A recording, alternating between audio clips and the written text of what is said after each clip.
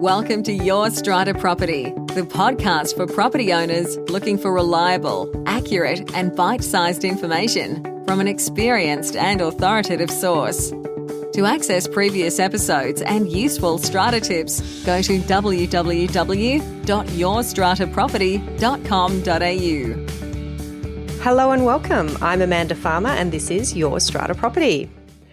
Natalie Fitzgerald is the managing partner of StrataSense, providing owners corporations with solution-driven strata management packages.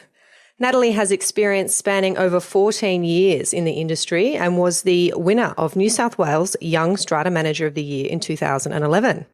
More recently, StrataSense won Best Small Strata Management Company at the 2016 Strata Community Australia Awards. Natalie is the foundation content expert for the City of Sydney Council's Strata 101 workshops, a series of adult learning workshops focusing on a number of important issues for those living in or considering the transition to strata living.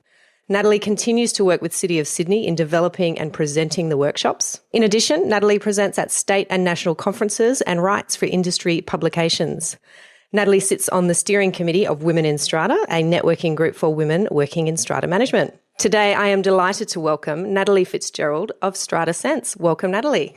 Thank you, Amanda. It's very wonderful to be chatting to you this afternoon. Absolute pleasure to have you. Now, Natalie, what we're going to talk about today is strata management contracts, the contract between a strata manager and an owner's corporation, a strata building. We call them agency agreements in the industry. And the reason we're talking about them is because in New South Wales, we're about to have a change to the law. We now know that's coming into effect on the 30th of November.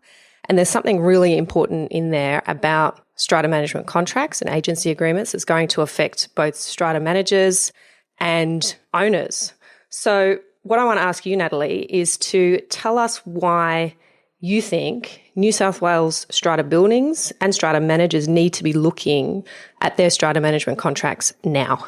There's two main elements. The first and most important one is the term of the agreement, which previously and in some companies, it's been practiced to let those agreements roll over for 3-month periods for an indefinite period of time. Under the new legislation, that won't be possible anymore. So agreements will need to be signed for no more than a period of 3 years, but will no longer be able to roll over, essentially. There's some element to extend that through resolutions of the Executive Committee, but for the most part, you'll need to have current and up-to-date strata management agreements. So the important thing for strata managers is to start managing that process now rather than waiting till the last minute and suddenly potentially needing to call a great deal of extraordinary general meetings. Yeah.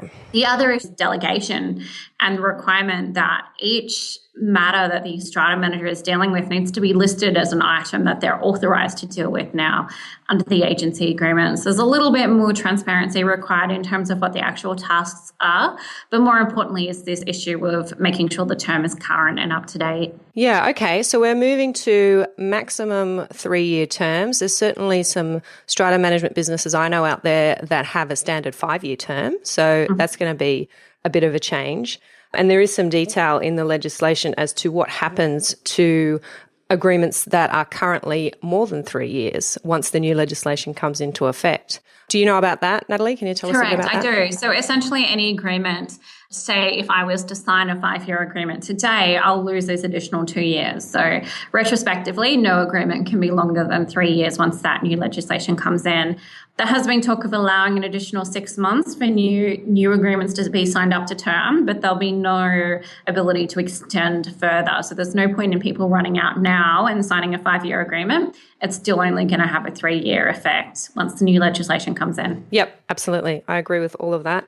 Okay, so you mentioned that there are a few new things under the legislation that strata managers are going to be required to do and responsible for. So, and you're suggesting that those things should be set out, I guess, in the agency agreement. So what's a good strata management contract going to look like under the new law? What kinds of things should be in it? The new agreement's going to have to be a step-by-step guide as to what you actually have authority to do as a managing agent, but you also want to include anything you may need authority to do later on. Because the way it's being written at the moment and the way it's being interpreted is that if it's not in that agency agreement, you shouldn't be doing it. So if there's even the slightest chance that there's a task you'll be assigned by the executive committee, it should be included as something you have authority to do in your agreement. So basically, you're going to have a very long schedule of items you're authorized to do. That doesn't mean you're going to run off and do them, but it just means should that event occur, that you have the authority under that agreement to undertake the task. Yeah, a good example that I've heard around the traps is this change that we have with proxies and proxy holders. And where we often have situations now that many owners will direct their proxy to the strata manager, we now have under the new law a limit to how many proxies one person can hold. So in my mind, I'm thinking, well, you as a strata manager will be sitting in your office and it will be a day or two before the annual general meeting, and you'll be receiving via email a whole raft of proxies, as you always have, appointing you as the proxy holder.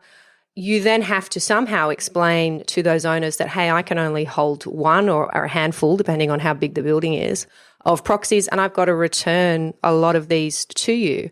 I think strata managers need to be thinking about how much of their time that's going to take up and whether they're at liberty to charge for that time under their agency agreement. That's a really good example. And there's many issues in relation to meetings in particular that are going to take a lot more time and care from the strata manager. And it's essential that these new elements of management that are required are dealt with in the agreement, and that there is an ability to either charge for that, or that strata managers are already looking ahead and increasing their fees accordingly to make sure that their additional fees and time spent to properly manage the building are being accounted for. Another example is the need to hold tenant meetings, yes, which is clearly more paperwork and additional meeting. There needs to be an ability in the agreement to recover the cost for that, not only recover the out-of-pocket, but also clearly to be making a profit, because frankly, we're all here to be in business. The additional work that's required to do that. Yeah, definitely. And I think a good strata manager, a good strata management company, and a good strata management contract has a lot of transparency around those things. So yes, you might be putting your fees up. Your fee for service over a period of a year might be higher, but you're explaining to your owners why that's the case. It's because we have to be communicating with tenants now. There's a whole lot of paperwork behind that. We have to be holding tenants meetings. We have to be dealing with proxies.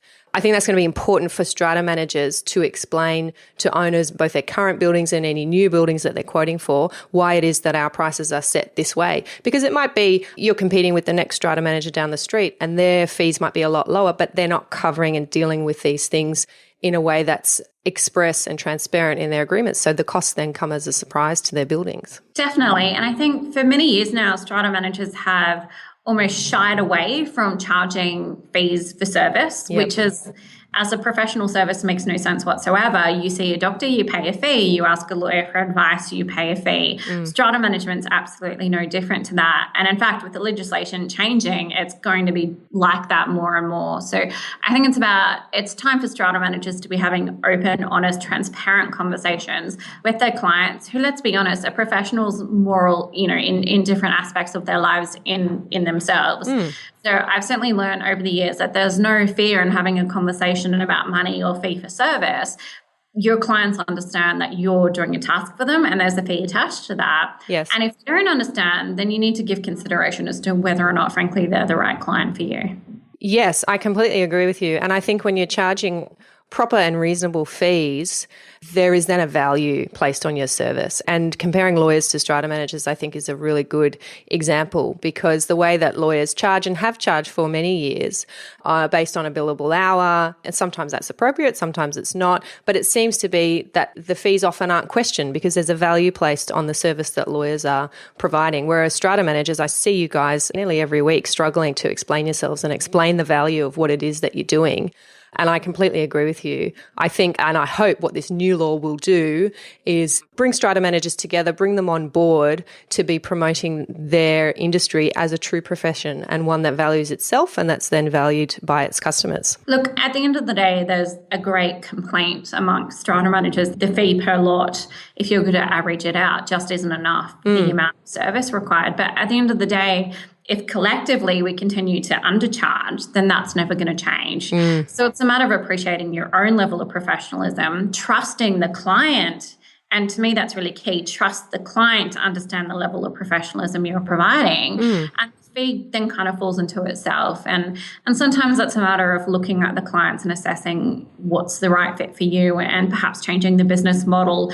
But the one size fits all certainly doesn't work anymore. And it's a matter of doing the maths, which is something I think so many strata companies don't do. How many hours a week are you spending? How much is that costing? Is there a profit at the end of the day? If there isn't, why are you managing this game? Because you're a business. And my recommendation for strata managers who are uncomfortable or don't feel confident doing the maths and playing with those figures is get someone in to help you. There's any number of experts out there who can help you plan, do a business plan, do a profit forecast, and make sure that you're charging the right amount, specifically with these new laws in mind. Absolutely. And look, it can be difficult to separate yourself from the personal because you're dealing with people's personal assets and their homes.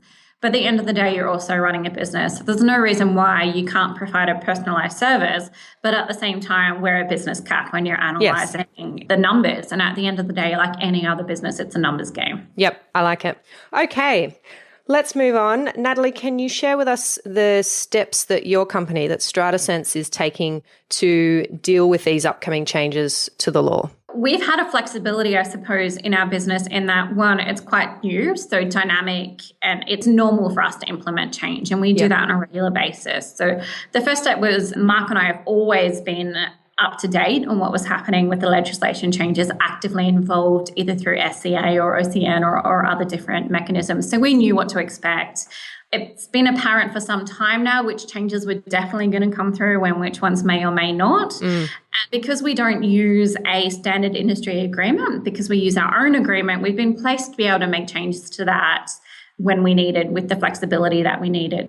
So the flexibility for us was having an agreement that we could change as it suited us and when it suited us, keeping in mind the legislation we knew was going to change. So we've been able to do that for quite some time now. We've never had agreements that weren't current anyway, but it's certainly been motivation at every single AGM to make sure that we have current and up-to-date agreements that maybe had 12 months left to run. We're re-signing now to make sure that the agreement's covering everything we need. So it's just forecasting ahead. It's looking at technology to make sure that we can meet all the requirements of the new legislation. For example, being able to hold meetings by Skype, which is exciting Big and deal. such a fantastic step in the right direction. So it's just about investing the time. Mark has stepped away from a portfolio and has been spending, half of his time at least, I suppose, amping the business up. So it's been an investment to make sure that we're already there as opposed to starting a step behind. Yeah, exactly. And whilst it is hard work, it's time consuming, and no doubt there's an expense to your business in having to step away and do all of this. The hope, of course, is that that's an investment that then is going to pay dividends down the track when you guys are really well placed to keep on providing that high level of service and providing that value to your buildings. Absolutely. We see it as an investment on two ends. One, in already being there when everyone else is struggling. Two, there's an ability to charge more for providing a better service. Yep. But there's also these companies who've been somewhat complacent and they haven't been renewing management agreements and keeping up to date. And all of a sudden, there's going to be a whole lot of strata clients out there saying, what else is available? Oh, yes.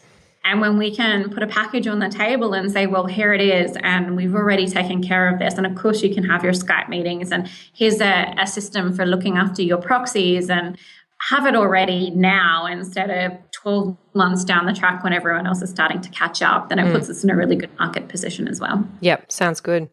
Okay, a more general question. What are some of the common problems that you've noticed strata managers are facing when it comes to their contracts, and what's working for you in terms of overcoming those problems? I think one of the biggest problems I've noticed is being brave enough to put the contract on the table when there's been no mention of it. So it's very easy to let strata contracts just pass by and expire and roll on month by month, particularly when the industry agreement, for example, has a 4% on average increase every year that happens. So it's very easy to just ignore the fact that that agreement has technically expired and let it roll over. So it's being brave enough to say to your client, here's our agreement, and do you trust me to sign this for at least another 3 years? And here's the fee, and here's some additional fees because there's this additional work I have to do. So it's accepting your own level of professionalism and having confidence that you're doing the right thing and putting it on the table. I think if you know there's a service issue, and let's be honest, we know in ourselves if something's not working quite right, it's being willing to pick up the phone and face that front on and deal with whatever the issue may be. So you're then in an easy position to put that contract on the table. So it's a lot of inner soul searching, I suppose, in terms of where the service is for the clients. But overall, it's got to be positive for the business to know where you're standing. Yeah, definitely.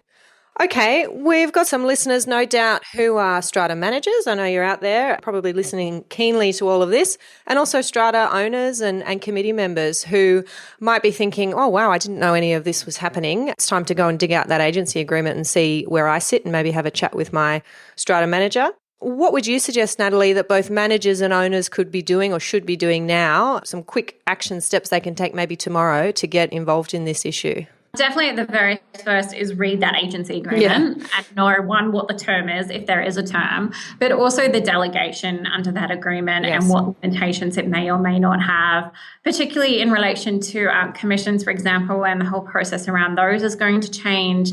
Making sure, an example is you may have signed an agreement 5 years ago where a commission was 15%, now you're taking 20, but your agreement says 15. So suddenly there's a discrepancy that's quite important there. So really taking the time, both as a client and a business owner, to review what the agreement is. Make sure you're at the very least complying with that agreement, and then talking to each client individually. There's no reason why each agreement can't be different each to the other in terms of the service being provided, and making sure that each client is happy with what you're signing up. Yeah, I really like that idea of stepping away from the one-size-fits-all approach. I can see how that would be really popular in the marketplace, having bespoke agreements that suit each building and their unique issues. And as we know, buildings these days really vary widely. You've got your commercial and you've got those, your residential and your retail and your mixed use. And no doubt you as the strata manager are dealing with all sorts of different issues depending on the type of building. Exactly. And you can't possibly expect a full lot villa to have the same management agreement as a retail shopping centre versus, what may be a 200 lot high-rise apartment. They all have completely different needs, and it makes no sense to have a one-size-fits-all policy or agreement in relation to them. And the time you spend putting together an individual agreement will save you time in knowing that you've got the right document at the end of the day anyway. So it's spend a minute here to save an hour later. Definitely. Okay, books. Natalie, what books have you read that have had the greatest impact on you and why? This was such a tricky question. I sat there, when I have time, a bit of a bookworm. But I think Neil Gaiman once said that trying to choose your most favourite books is like trying to choose the 3 limbs you're most willing to have removed. That is so true. That is so true. So it took me a bit of thought, but at the end of the day, and I had to come back to a recent book I read, Amanda Palmer's The Art of Asking. Yes. The general message of which is don't be afraid of a no. And trust in human compassion and trust in your circle and trust in human beings. And it's just taught me so much in terms of other humans and interaction, but also not to be afraid of the no. There's absolutely no harm in asking for anything, whatever that may be. And Women in Strata has been a fantastic experience in that for me, and putting hands out to amazing sponsors and other people saying, hey, here we are and this is what we're doing.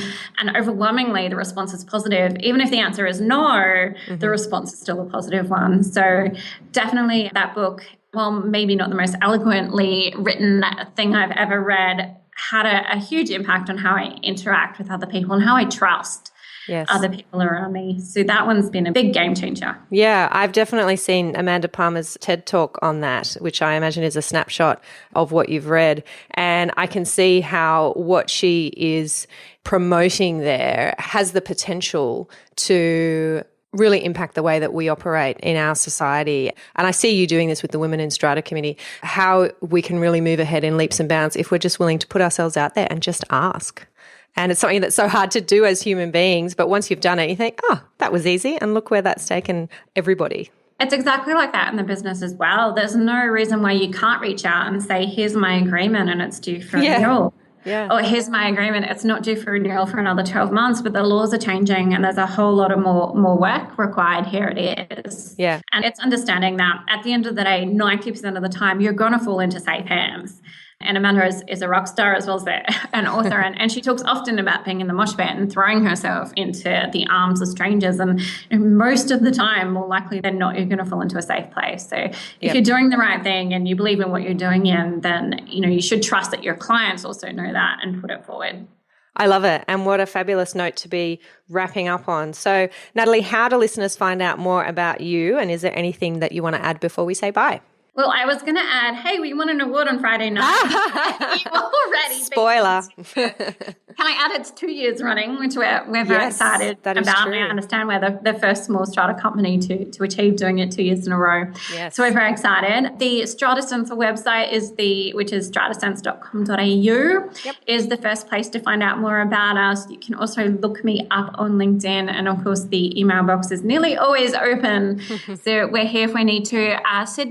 Sydney Strata 101 programs, which run regularly. We'll often see Mark or myself there as well, and I'd recommend them even if we're not, to any owners looking to find more information. So pretty out there in Strata world and fairly easy to find. Yeah, well, thank you so much for making the time to chat with us today, Natalie. You are a font of knowledge on all things Strata, and I really think this issue of contracts and agency agreements is a really pressing one. And so I've wanted to make sure that we get this information out there for all of our listeners to get on top of it.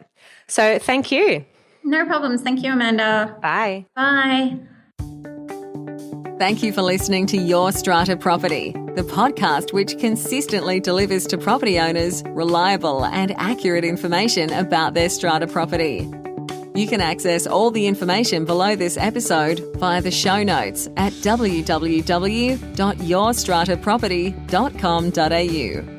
You can also ask questions in the comments section, which Amanda will answer in her upcoming episodes.